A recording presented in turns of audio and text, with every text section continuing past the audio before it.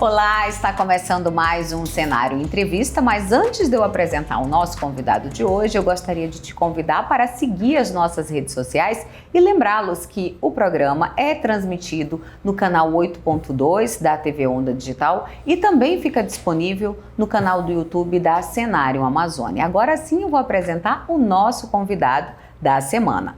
A gente recebe aqui no Cenário Entrevista o defensor público Messi Elmer Vasconcelos Castro.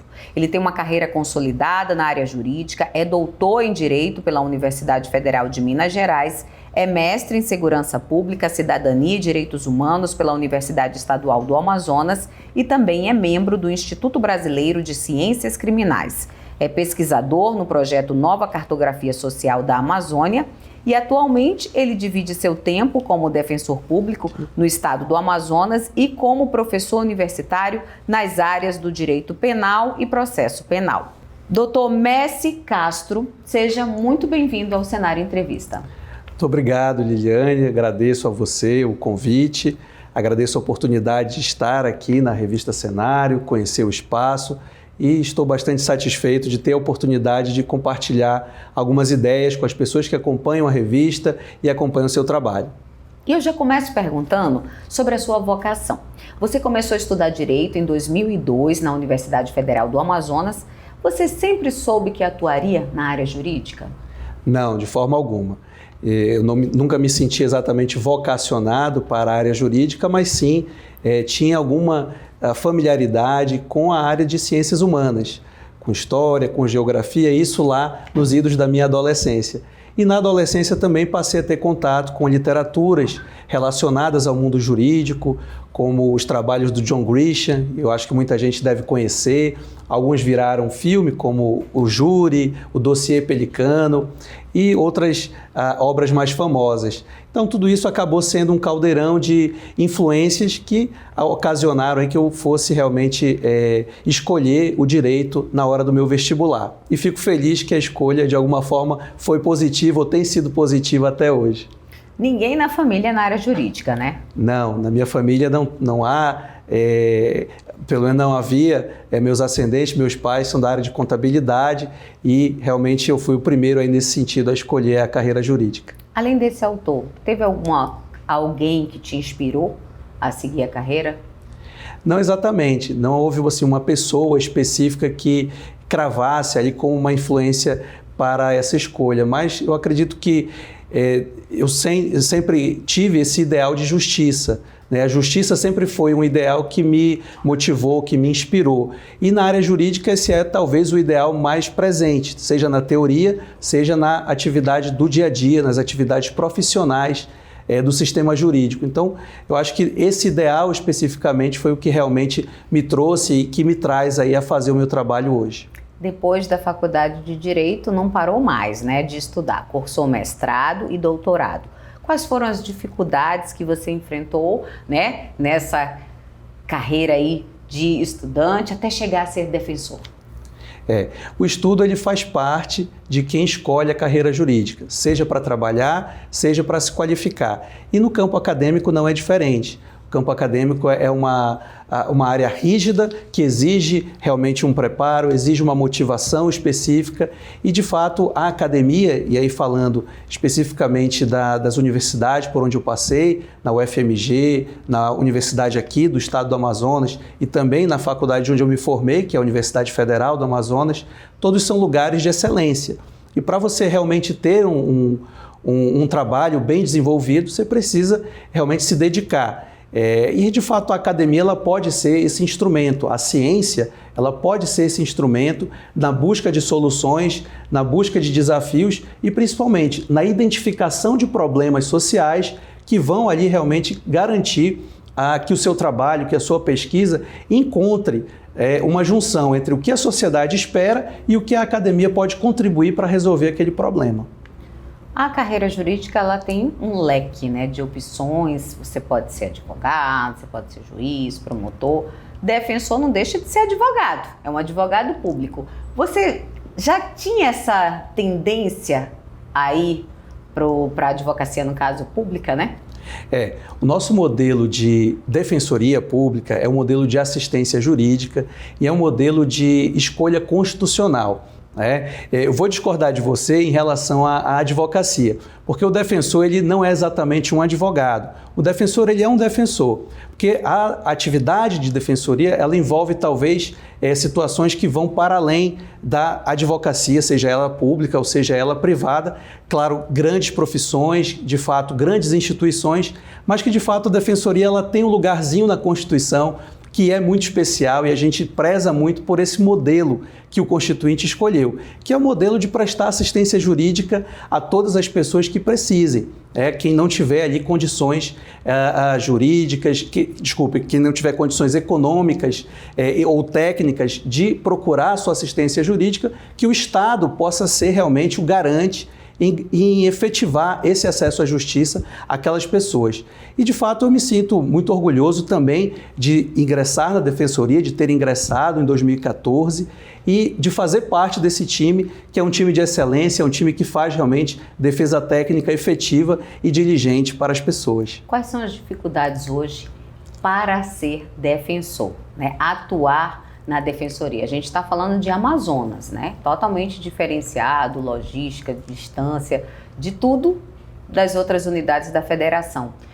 E todo mundo sabe que a carreira começa no interior, até chegar à capital. Conta pra gente como é que foi esse desafio, Olha, Liliane, eu vou te contar. Eu sou amazonense, nasci em Manaus, a minha família é daqui, então eu não posso te dizer que eu não conhecia o interior. Eu conhecia aqui nas imediações de Manaus, conhecia algumas cidades da calha do Rio Negro, mas eu não estava preparado para conhecer o que depois veio a ser talvez a minha primeira comarca, eu posso chamar assim, que foi a cidade de Santo Antônio do Içá. Foi o primeiro lugar onde eu realmente atuei como defensor público no interior do estado. E por que eu digo para você que eu não estava preparado? Porque eu não sabia nem como chegar lá.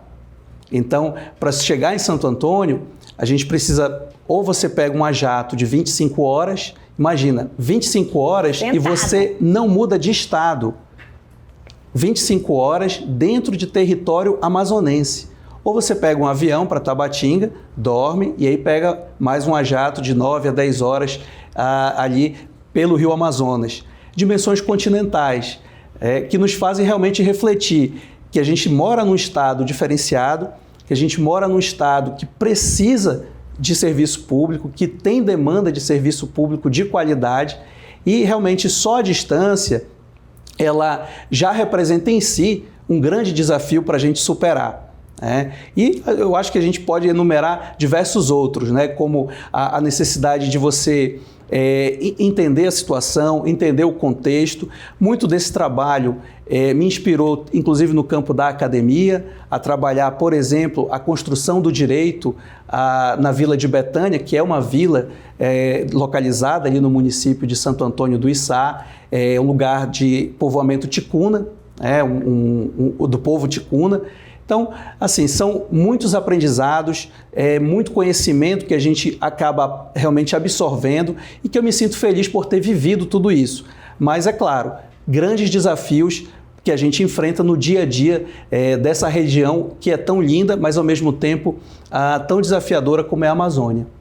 Como é a questão de fazer, a justiça, com tantas dificuldades? Porque eu digo que tantas dificuldades porque além de você ter essa dificuldade de logística, porque 25 horas, ou então você ter que ir para um outro município que fica próximo e ainda ter que pegar no dia seguinte uma outra embarcação e passar quase 10 horas, Isso. Ou seja, há essa dificuldade de logística, mas há também a dificuldade de tecnologia, para que seja realmente efetivado, o trabalho de vocês.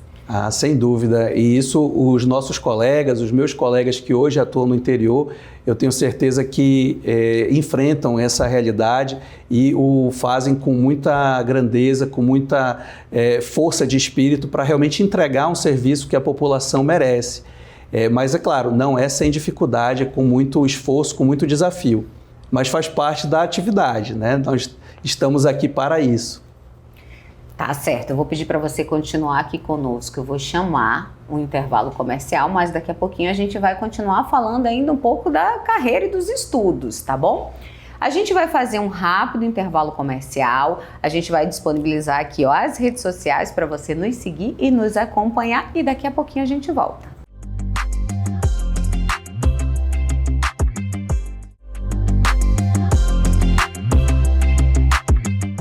Estamos de volta e vamos continuar aqui a entrevista com o defensor público Messi Castro. A gente começou a falar um pouquinho do início da carreira dele e a gente vai continuar ainda falando sobre a carreira dele como defensor, mas a gente vai retomar alguns aspectos dos estudos. O seu mestrado, Dr. Messi, é na área de segurança pública e recentemente foi lançado o Anuário de Segurança Pública 2023, nacional, que colocou o estado do Amazonas em terceiro lugar no ranking nacional de mortes violentas. Como o senhor atua na área do direito penal e do processo penal, o que precisa ser feito para a gente tentar reduzir um pouco esses números? Segurança pública é sempre um desafio, Liliane.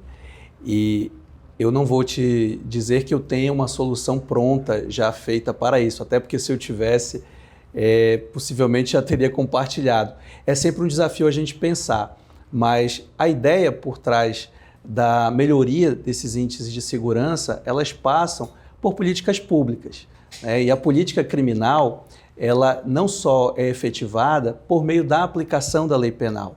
Então, a política criminal ela é muito mais ampla. Ela compreende, por exemplo, a educação em direitos, ela compreende políticas públicas relacionadas à área de segurança. E eu vou te dar um exemplo. Analisando os principais números de pessoas que são envolvidas em relação a crimes violentos, especificamente tráfico de drogas, roubo, furto, a gente vai ter uma margem estatística aí que passa por pessoas do sexo masculino com uma média de idade de 16 a 25 anos. Então, como sugestão, eu te diria o seguinte: a gente pode trabalhar com essa margem de pessoas e investir em educação, investir em esporte, investir em emprego, trabalho e renda para essa faixa da população. Não é fácil, são soluções que demandam tempo, muitas vezes o resultado vai vir depois, porque é um processo geracional, não ocorre de 2, 3, 4 anos, mas sim de uma década e talvez até de 2. Mas em algum momento a gente precisa pensar dessa forma, se nós quisermos de fato reduzir ou melhorar os nossos índices de segurança pública. Isso é um trabalho também de social, É muito complexo isso, doutor. E já que você falou também dos crimes relacionados a tráfico de drogas, agora a gente vai pincelar aqui, porque é bem amplo isso aqui, Mas a gente vai pincelar. E a gente vai falar de um tema que foi muito discutido nesses últimos dias, que foi a descriminalização das drogas. Mas não é das drogas, é especificamente da questão do porte da maconha, que recentemente o Supremo Tribunal Federal, ele formou maioria para definir os critérios, para diferenciar o usuário do traficante de maconha. Vamos falar do aspecto didático, já que o senhor também é professor da área de direito penal e processo penal. Qual a sua visão a respeito disso? Eu sei que é um tema muito polêmico, mas vamos para o lado didático? Claro. O que o Supremo Tribunal Federal está em julgamento? Esse é um julgamento que ele iniciou, ele está em vias de ser concluído, mas basicamente o Supremo Tribunal Federal ele tem se debruçado sobre a questão da criminalização do artigo 28 da Lei de Drogas, da Lei 11.343, que trata da figura do usuário de droga. Ou seja, de que maneira esse artigo ele pode constar nessa lei, na Lei 11.343, de que maneira juridicamente vai ser tratada a criminalização do uso da droga, e principalmente de que maneira a legislação penal vai tratar a diferenciação ou como o sistema de justiça fará para diferenciar a pessoa do usuário da pessoa do traficante, de quem ofere lucros, de quem está envolvido em uma atividade econômica relacionada à questão das drogas. Então é basicamente isso que o Supremo Tribunal Federal tem em julgamento e alguns critérios já começam a aparecer, como o critério quantitativo. É uma sugestão. Não está, né, na lei. Não está na lei. 28. É uma, vamos dizer assim, faz falha. parte do voto do ministro Luiz Barroso, e tem sido seguido aí pelos demais ministros. Mas eu penso, Liliane, que essa questão, do ponto de vista social, a gente tenha, de alguma forma, chegado ao entendimento de que, do ponto de vista do usuário, me parece fazer sentido o fato de que a gente talvez precise muito mais de uma política sanitária, ou seja, de uma política voltada à saúde, do que propriamente da política criminal. E complementaria essa resposta te dizendo que a resposta que está vindo agora desse julgamento é uma resposta do Poder Judiciário, por meio do Supremo Tribunal Federal. Mas, principalmente, nós precisamos também incentivar outros atores a se debruçarem sobre o tema, porque, de fato, é um tema de grande importância para a nossa sociedade. Então, talvez a gente também precise da atuação do Congresso Nacional, da Câmara dos Deputados, do Senado Federal, órgãos que representem a população de uma maneira mais direta, para que realmente se debrucem sobre o tema, ouçam a sociedade e, de alguma forma, encontrem soluções que atendam não somente a questão prisional, criminal, mas também a políticas voltadas à saúde. Até porque eu lembro que no voto da ministra Rosa Weber, ela fala da situação do sistema penitenciário do país, né? As penitenciárias estão lotadas de pessoas que, basicamente, de 80% a 90%, estão lá porque foram condenadas pelo crime de tráfico de drogas e muitas das vezes pode ser enquadrado como esse, né, de usuário e não de traficante. O sistema penal ele tem uma característica que é a sua seletividade. Ele seleciona, há uma escolha em relação a essas condutas e, de fato, no decorrer dos últimos anos, e a gente está falando aí pelo menos de 2005 em diante, 2005, 2006, nós observamos esse fenômeno de uma explosão do encarceramento relacionado à questão das drogas, especialmente o encarceramento feminino. As mulheres têm aí uma incidência até maior do que os homens proporcionalmente em relação a essa atividade delitiva. Então, de fato, é algo que a gente precisa realmente estudar, buscar compreender para encontrar as melhores soluções possíveis dentro do sistema de justiça. Eu te perguntei isso porque você é atuante na área criminal. Na sua opinião, até onde a questão dos direitos humanos pode ser benéfica ou prejudicial quando se fala nessa questão da descriminalização, né, no caso do uso e do porte da maconha? Olha, direitos humanos a gente tem como um princípio, né? E eu diria até que não é muito mais do que um princípio, é um postulado, porque ele fundamenta a nossa sociedade, que é o postulado da dignidade da pessoa humana. Então, esse postulado ele vai nos orientar, vai nos indicar que todas as pessoas têm direitos, têm deveres, né, e que, portanto, devem ter a capacidade, a autonomia de se orientar da forma como bem entenderem. Né? Em relação especificamente a essa questão, eu entendo que, novamente, outros atores precisam estar presentes nessa discussão. Além do Supremo Tribunal Federal, é importante que a sociedade civil, que o Congresso Nacional, que o Senado da República, que a Câmara dos Deputados, né, que todos passem a integrar essa discussão para que a gente realmente tenha, ao final, uma conclusão que não seja única e exclusivamente do sistema de justiça, mas também uma conclusão socialmente construída, que todo mundo participe. Acho que, fazendo isso, adotando esse caminho, nós vamos ter, pelo menos, uma resposta mais efetiva para enfrentar essa questão. A Defensoria, ela trabalha alguma política pública no sentido de combater a violência? A Defensoria ela tem por vocação institucional a assistência jurídica às pessoas, né, e, de fato, ela atua nos processos judiciais, nos procedimentos que, eventualmente, não sejam judiciais, mas administrativos relacionados a essa temática.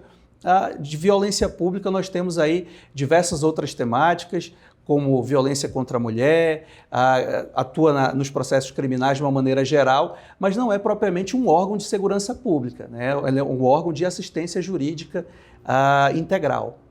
Recentemente, vocês aprovaram uma resolução que permite o teletrabalho ou o trabalho remoto de mulheres gestantes na Defensoria. Como é que vocês receberam essa aprovação e que avaliação você faz, né, das mulheres conquistarem cada vez mais espaços? Recentemente, né, o presidente ele indicou uma mulher para o STJ. Sem dúvida. Nós vemos com bastante alegria e, ao mesmo tempo, compreendendo que não só essa resolução, o exemplo que você citou da indicação do presidente Lula, há, de certa forma, a gente percebe isso, há uma transformação dessas estruturas sociais para reconhecer e incentivar o papel da mulher, no caso da resolução da mulher lactante, da mulher grávida, de reconhecer esse papel diferenciado da mulher na sociedade e principalmente nas instituições, né, onde realmente podem fazer a diferença. Então a gente só vê com bastante alegria e realmente tentando incentivar cada vez mais que esse reconhecimento venha não somente por palavras, mas por ações efetivas do ponto de vista institucional. Doutor, você é coautor na obra Acesso à Justiça na área da tecnologia. Na sua opinião, e já aproveitando para te pedir um spoiler, né, dessa obra, você acredita que as inovações tecnológicas podem tornar a justiça mais inclusiva e democrática? Eu compreendo dessa forma, Liliane. Eu entendo que o acesso à justiça ele é o alicerce sobre o qual se funda a confiança da sociedade no sistema de justiça. Ou seja, quando não há acesso à justiça, se perpetua a desigualdade. E o contrário, quando há o acesso à justiça de forma plena, nós temos aí uma janela de oportunidade para a igualdade e para a dignidade. Então, o mecanismo digital e esses eventos que nós fomos acometidos, né, esse caminhão que passou por nós, chamado pandemia do Covid, tudo isso trouxe um desafio muito grande. E esse acesso à justiça hoje, por meio da virtualização de procedimentos, por meio da internet que hoje, com as antenas que já circulam por aí, vai fazer com que cada vez mais comunidades isoladas se sintam mais próximas, por meio do acesso irrestrito aí à tecnologia de internet, tudo isso representa um admirável novo mundo, com riscos, com desafios, mas que certamente vai ter, pelo menos do ponto de vista procedimental, a capacidade de incluir mais pessoas nesse acesso à justiça. Fala um pouquinho da tua contribuição nessa obra. Bom, nós trabalhamos exatamente, essa obra ela foi escrita durante a pandemia, então ele é um artigo que buscou tratar de experiências internacionais relacionadas a esse tema, né? Mas, novamente, ele é datado durante a pandemia. Então, a gente foi experimentando e foi buscando escrever a respeito daquilo que estava acontecendo. Então, a nossa contribuição foi de buscar, por exemplo, a questão de como a defesa pode atuar do ponto de vista da virtualização de procedimentos, como a gente pode buscar inserir cada vez mais a população que nós atendemos nesses procedimentos, ainda que realizados de forma digital. Porque, de fato, quando a gente perde, até que ponto esse atendimento olho no olho, ele faz a diferença dentro de um processo judicial ou dentro de um atendimento específico. Então, o artigo ele busca tratar desses temas. Como é muito novo isso, Liliane, a gente tem poucas conclusões, tem muita coisa que está sendo estudada, mas o livro é um convite a essa reflexão. É um convite a que a gente pense a respeito desse tema. E aí, no futuro, a gente busca uma conclusão mais acertada ou uma conclusão mais fundamentada a respeito disso. Será que a gente vai ter o parte 2 dessa obra? Eu não tenho dúvida de que vem parte 2 aí. É um trabalho em coautoria, né? A gente busca trabalhar com vários autores. Quem organiza a obra é um colega nosso, o Dr. Maurílio Casas Maia, que organiza esse trabalho todo. E eu tenho certeza que outras oportunidades, outras obras desse tema ainda vão vir. Você é membro do Instituto Brasileiro de Ciências Criminais. Que instituto é esse, né? Explica pra gente. Bom, inclusive, na semana passada nós tivemos o Congresso Internacional do IBCCRIM, que é a sigla para o Instituto Brasileiro de Ciências Criminais, que talvez seja um instituto de referência para quem estuda ou a criminologia, ou a política criminal, ou a dogmática jurídico-penal propriamente dito, Nomes difíceis, né, Liliane? Mas, de alguma forma, fazem parte aí da nossa estrutura acadêmica. E o IBCCRIM é esse centro de referência, esse centro de estudo, né, que nos permite nos reciclar, nos permite obter novas ideias, saber o que a turma está pensando a respeito disso. Como eu falei no início do programa, você divide seu tempo entre a defensoria e a docência. Como é que você avalia agora o ensino do direito? Vamos agora falar da docência, né? Como é que você avalia o ensino do direito? Eu pergunto isso porque a cada ano surgem novas universidades, né? Formando aí milhares de bacharéis, mas o resultado, né, para poder exercer a profissão de advogado, que é passar no exame da ordem, tem sido cada vez menor, né, o número de aprovados.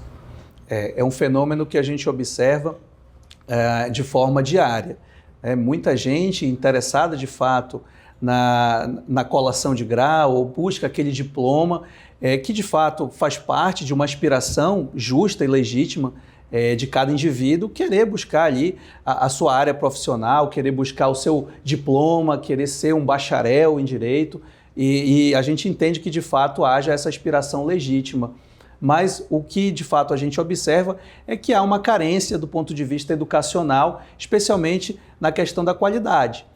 Isso tem sido observado em sala de aula, cada vez mais há um desafio maior em relação à qualidade, não somente, e aí a qualidade do sistema todo educacional, passando pela docência, passando pelos discentes, mas me parece que a gente precisa melhorar nesse aspecto, e eu me incluo nisso também, Liliane.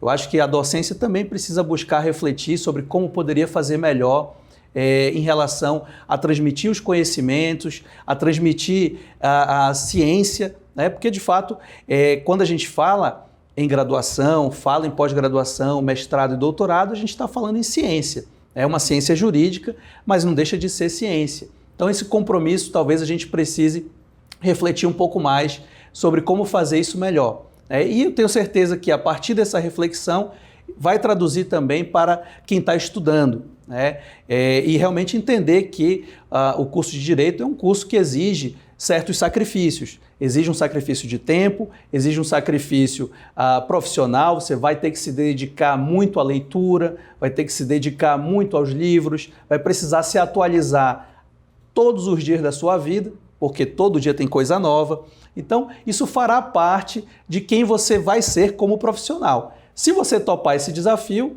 seja bem-vindo e vamos lá. Se não, realmente vai demandar aí uma reflexão maior por parte da pessoa que está ali estudando. Eu perguntei essa questão porque, assim, surgem muitas, né, universidades, cursos de pós-graduação e até mestrado, mas muita coisa está sendo oferecida, assim, online.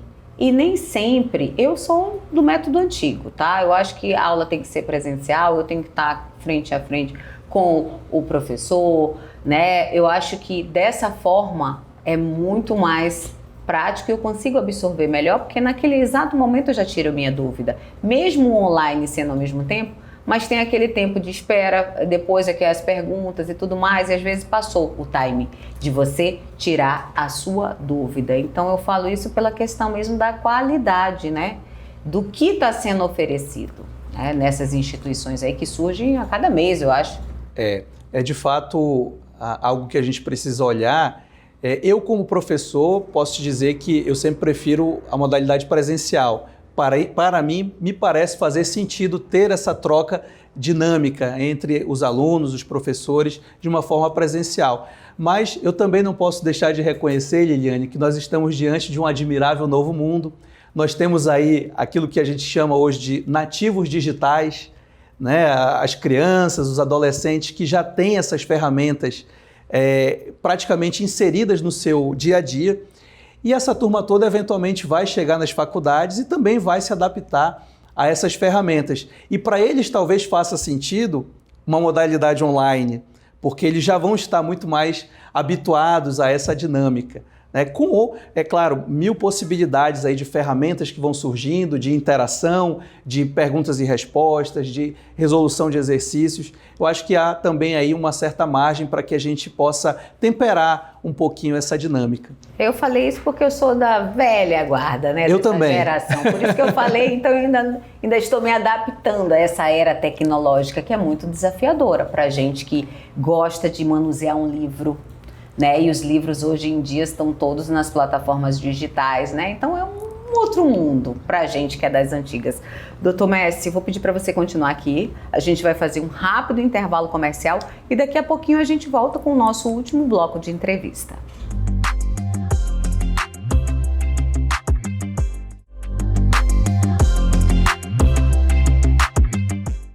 Estamos de volta com o nosso último bloco de entrevista e a gente vai continuar aqui falando sobre a carreira acadêmica. Na verdade, o nosso convidado de hoje, que é o defensor público Messi Castro, ele também é professor e atua, né, na docência, na área do direito penal e processo penal, como a gente já comentou.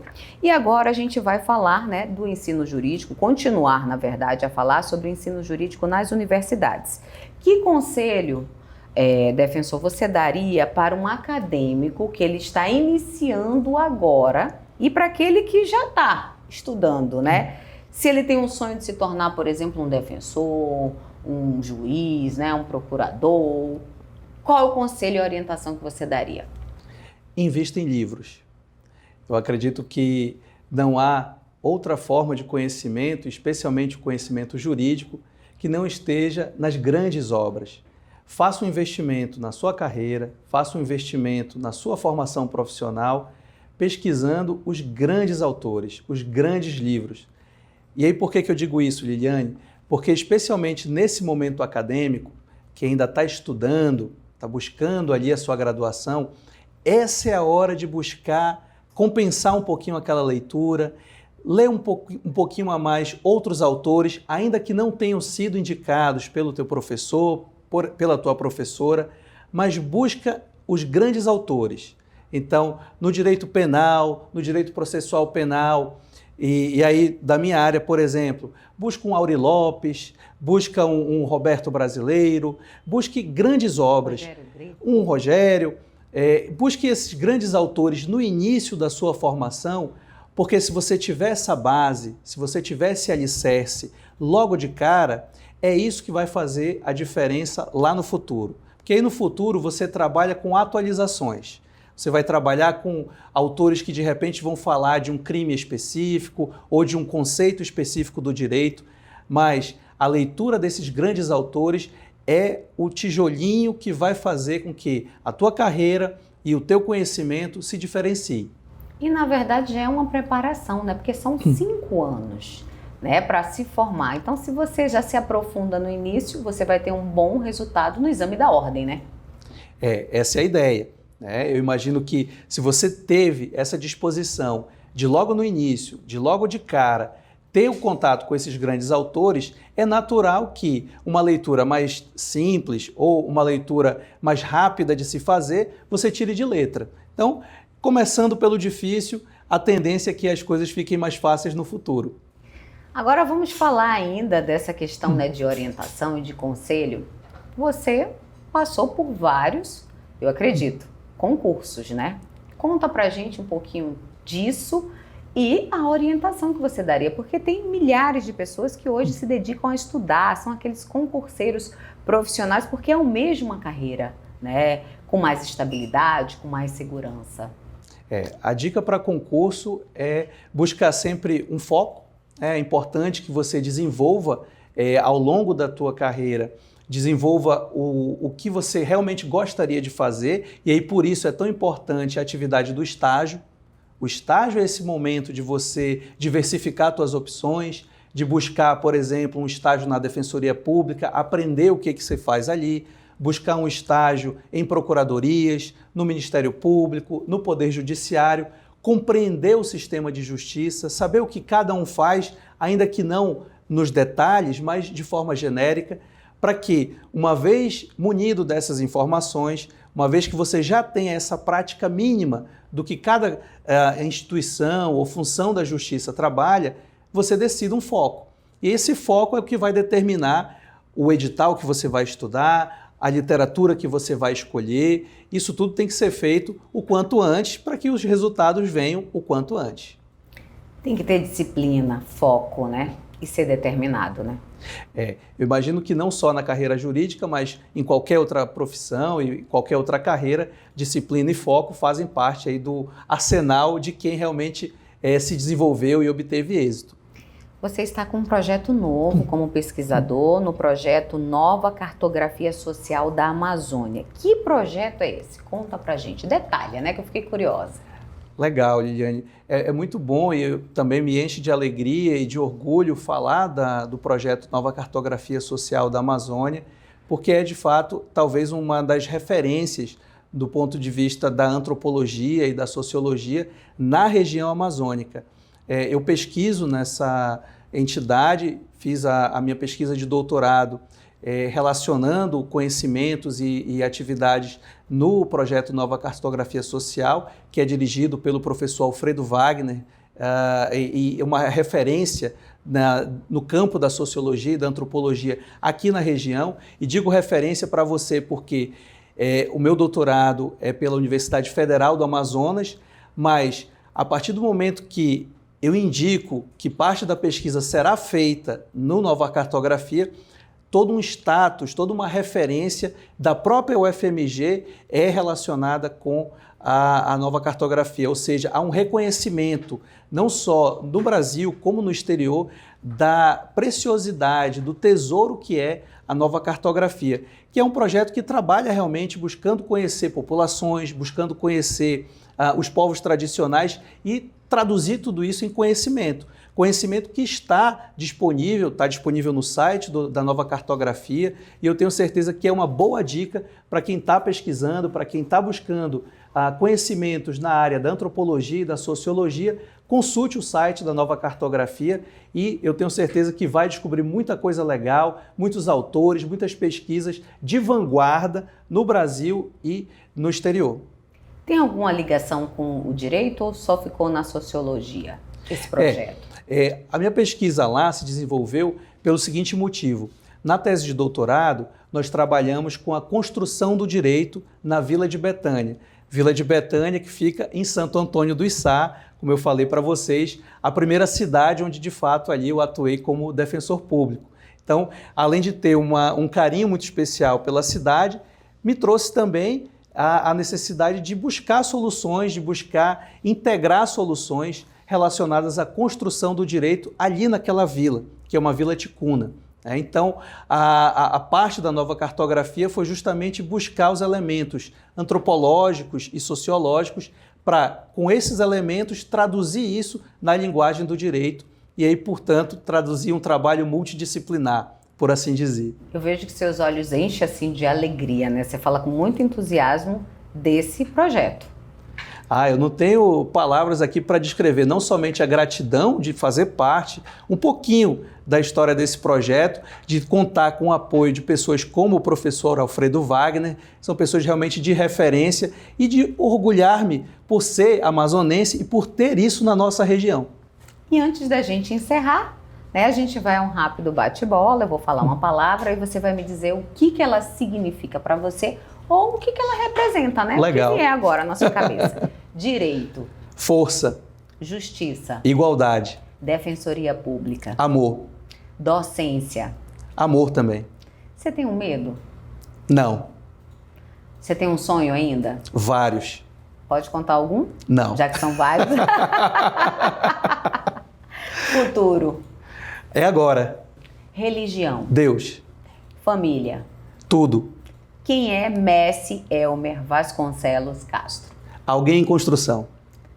Defensor Messi Elmer, muito obrigada pela sua disponibilidade em estar hoje conosco aqui, compartilhando um pouquinho da tua trajetória de vida e profissional e também, né, de compartilhar esses projetos novos que você vem participando aí.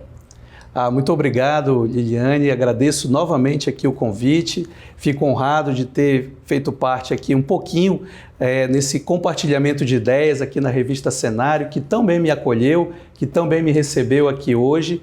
E eu tenho certeza que faço votos de que essas informações, estas ideias contribuam ainda mais para que a gente, como sociedade, e aí por meio dessas novas mídias e de tanto conhecimento que está à nossa disposição, para que a gente continue buscando, Liliane, os objetivos fundamentais da República do Brasil. Que a gente continue buscando construir um Estado, que a gente continue buscando desenvolver esse país, erradicar a pobreza, a marginalização e, principalmente, promover o bem de todos sem discriminação. Mais uma vez, muito obrigada, doutor. Nós voltamos na próxima semana com mais um Cenário Entrevista e mais um convidado inédito.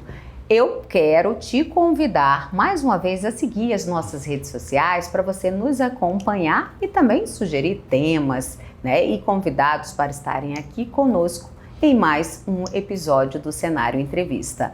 A gente se vê, como eu falei, na próxima semana e não esquece, o programa é transmitido no canal 8.2 da TV Onda Digital e também fica disponível no canal do YouTube da Cenário Amazônia. Até semana que vem. Tchau!